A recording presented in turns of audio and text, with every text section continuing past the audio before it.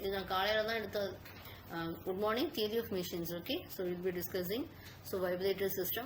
See, for example, when you consider this elastic body such as spring, beam or shaft, when they are displaced on equal position, what happens? They will be executing a vibration.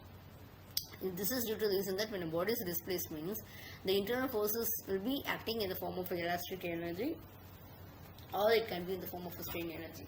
So these forces will bring the body to this equilibrium position.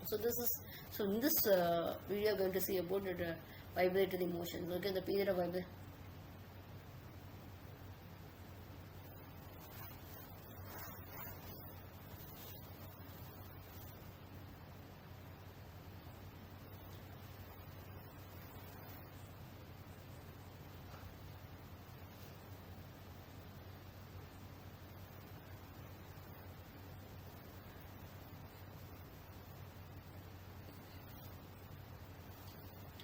Is it?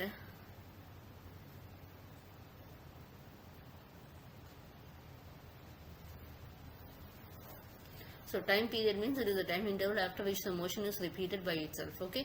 So cycle means it is a motion completed during one period. So frequency, what happens? Number of cycles in 1 second. Okay. So free or natural vibrations, etc. When no external forces are acting after it is giving an initial displacement, the body is said to be under free or natural vibration. Okay. When the body vibrates under the influence of external force, the body is said to be forced.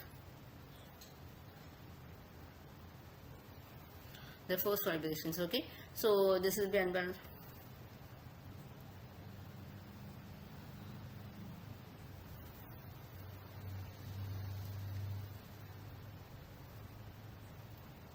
When there is a reduction in amplitude over cycle, it is called as damped vibrations. Okay.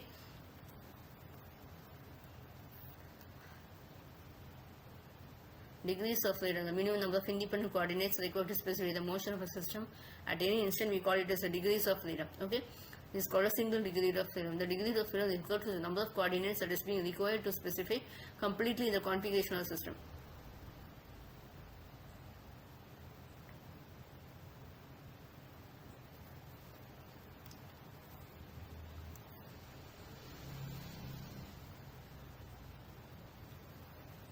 If the position of the mass of the system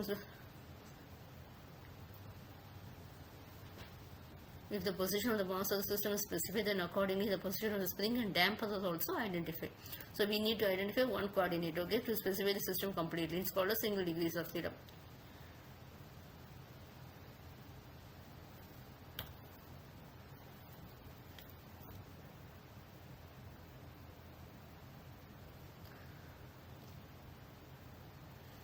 Types of free vibration: longitudinal, transverse, and also torsional vibrations. Okay.